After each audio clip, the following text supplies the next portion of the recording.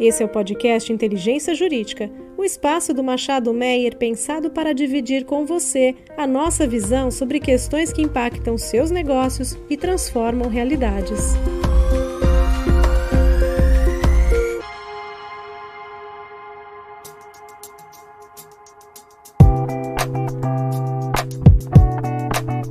Olá, sejam todos muito bem-vindos a mais um episódio do podcast Inteligência Jurídica.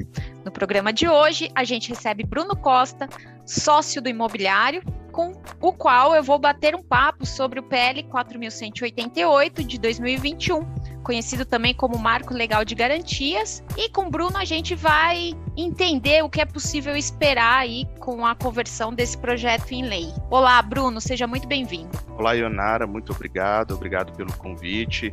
Agradeço aí a oportunidade de poder falar um pouquinho aí, tentar explorar um pouquinho desse projeto de lei. Agradeço a todos que estão aí nos acompanhando. Acho que não vão se arrepender de acompanhar com a gente esse podcast até o fim, né? Essa iniciativa do Inteligência Jurídica. A gente tem muita coisa para falar sobre o projeto, tentar antever aí movimentos, tentar antever um pouquinho aí das oportunidades principalmente. Então fiquem com a gente aí que vai ser bem legal. Legal, Bruno.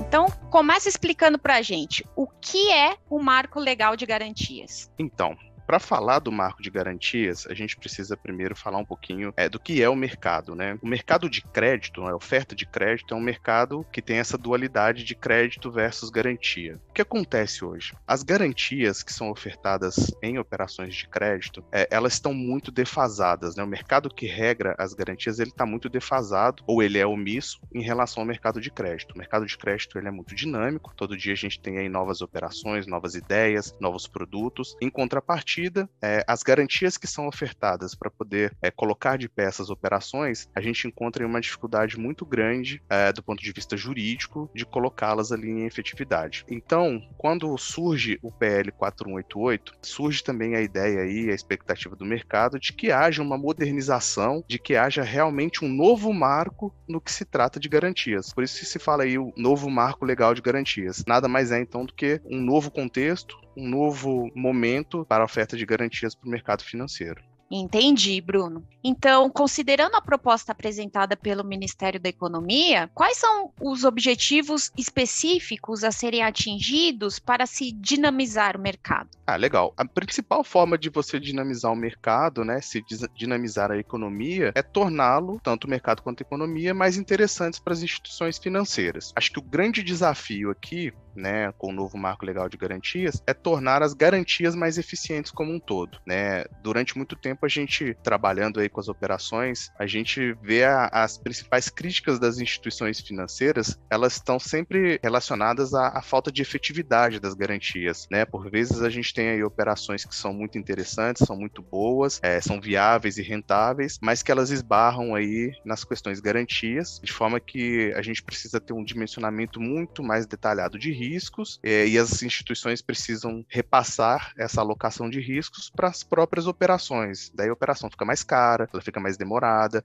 e com risco de ineficiência, né, e inefetividade das garantias que são constituídas. Então eu acho que o grande desafio aí para poder dinamizar o mercado, né, resumindo, seria conseguir tornar as garantias mais eficientes. Falando um pouco sobre do prisma imobiliário especificamente, só para a gente ter um parâmetro do que é o mercado de garantias imobiliárias, o projeto de lei, ele traz para a gente aí um dado interessante, que ele diz que no mercado imobiliário, o mercado residencial urbano, a gente tem aí entre 8 e 10 trilhões de reais em imóveis prontos para serem ofertados em garantia de operações. Se você coloca isso, né, numa balança e verifica aí a quantidade de operações que podem ser garantias e o leque de oportunidades que se abre, a partir do momento em que as instituições elas têm segurança e previsibilidade em relação às garantias, né, principalmente em relação às execuções das garantias, a gente tem aí um dinamismo muito maior do mercado e, consequentemente, da economia. Certo, Bruno. Agora, explica pra gente em que estágio se encontra a tramitação do projeto. Então, hoje a gente está falando aqui um pouco da legislação em tese, né? O projeto ele ainda está tramitando na Câmara dos Deputados, ele tramita em caráter de urgência, né, em regime de urgência, mas ainda vai levar um tempinho para que ele seja aí convertido em lei,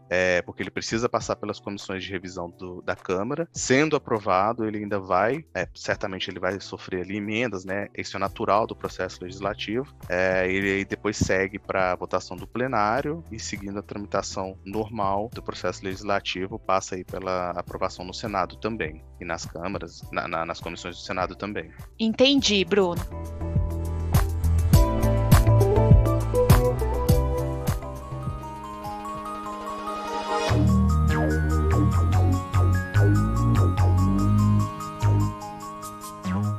E quais são as principais mudanças e inovações trazidas pelo texto discutido? Olha, tem muita coisa nova. Realmente é um novo marco aí em relação às garantias. Eu trouxe aqui como destaque para a gente conversar hoje nesse podcast, em primeiro lugar, a criação das instituições gestoras de garantias, que são as IGGs. As IGGs, elas vão funcionar aí como, entre aspas, né, um repositório de garantias. Como que funciona? Todo mundo que tem ali interesse em operar no mercado e para que isso aconteça, ele vai ofertar garantias, ele vai atrás aí de um prestador de serviços, né, especializado na gestão das garantias, uma pessoa jurídica, de ente privado, e fala para ele, olha, eu tenho aqui o imóvel X, né, ou os imóveis, esses imóveis aqui estão aptos a serem ofertados nas garantias de operações que eu quero contratar. Essa IGG compila todo esse repositório das garantias e celebra tanto com a instituição financeira quanto com o tomador do crédito um contrato de gestão, no qual ele liga as pontas, né? Ele liga ali a instituição que está em busca de ofertar crédito e receber a garantia com aquela pessoa que tem o imóvel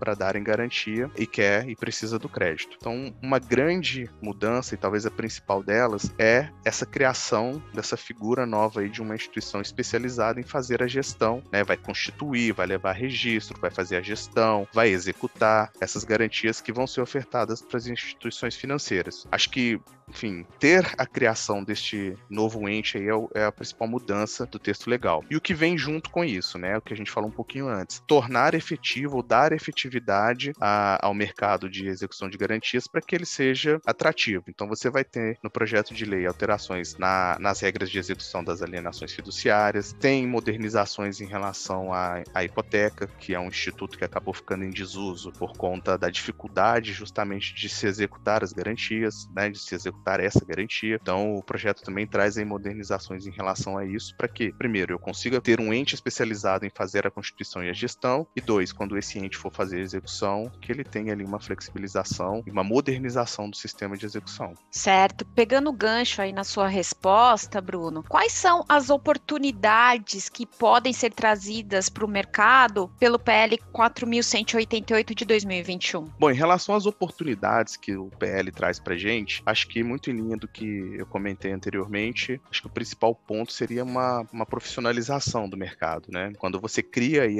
as IGGs com essa finalidade de fazer a constituição, e aí para constituir ele vai ter que fazer a due diligence, ele vai ter que analisar o ativo, ele vai ter que levar a efeito aí perante cartório, qualquer outra instituição, né? A gente está falando muito aqui do ponto de vista imobiliário, mas as garantias elas podem ter outras naturezas também, que não vão ser levadas no cartório imobiliário, cartório de registros imobiliários. Então a gente vai ter aí empresas diferentes executando serviços de forma diferente e a custos diferentes. Acho que o mercado ganha com isso. E acho que também em virtude disso, o mercado fica mais dinâmico. Eu falei no começo que o mercado ele é crédito e garantia. À medida em que eu tenho a garantia efetiva, a garantia dando segurança para a instituição financeira, para quem vai fazer o empréstimo do dinheiro, eu acho que o mercado ele acaba criando mais oportunidades, né? Porque a gente tira ali muitas travas que impediam que a gente fizesse aí as operações, né? Aquelas travas lá em relação às execuções, em relação às auditorias, enfim, acho que o mercado fica mais dinâmico. E além de ficar dinâmico, ele fica também mais diversificado, né? Porque a gente vai ter aí novos especialistas analisando as garantias,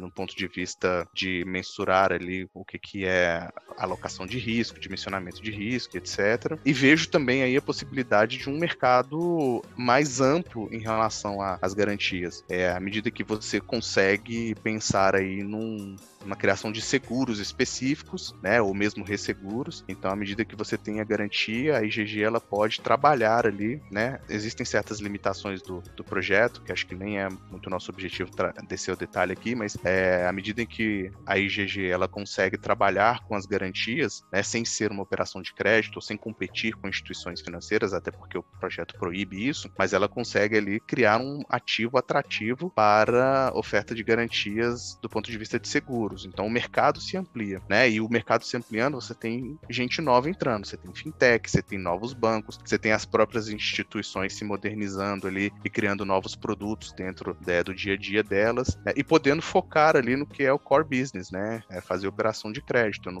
preciso mais ter aquela verticalização da operação a ponto de que um banco precisa fazer, por exemplo, no meu ponto de vista, uma auditoria imobiliária, né? Ele pode colocar isso na mão de uma IGG e ele vai só lá buscar a garantia de todo o trabalho que foi feito para poder fazer aí a alocação e o dimensionamento dos riscos vai ter sido feito pela própria IGG. E isso aí a gente também ganha, né? Mais uma oportunidade, uma melhor alocação de recursos, um melhor e mais apropriado dimensionamento dos riscos. De uma forma geral, eu acho que tem mais eficiência no mercado, mais segurança, desburocratização e o barateamento das operações. Acho que é isso que eu estou esperando aí quando houver a conversão do projeto de lei 4188 em lei. Não creio que ele vá ser aprovado a redação que ele tem hoje, né? É natural que aconteçam emendas e alterações, mas eu acho que na essência não vai se modificar muito. Acho que a gente já tem aí um parâmetro, um panorama meio que determinado e traçado e de fato vai ser um novo marco aí nas questões das garantias. Vamos acompanhar, Bruno.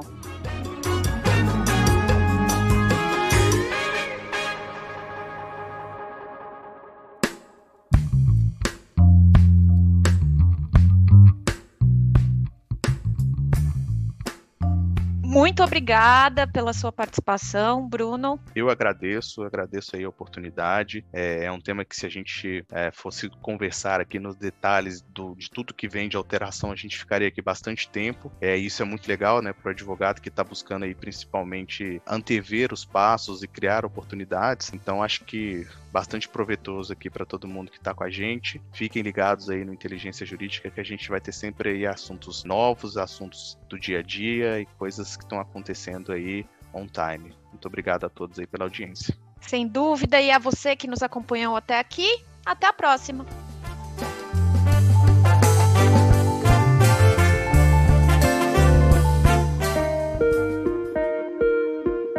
Você ouviu o podcast Inteligência Jurídica, o espaço de encontro para dividirmos com você a nossa visão sobre as questões que impactam os seus negócios.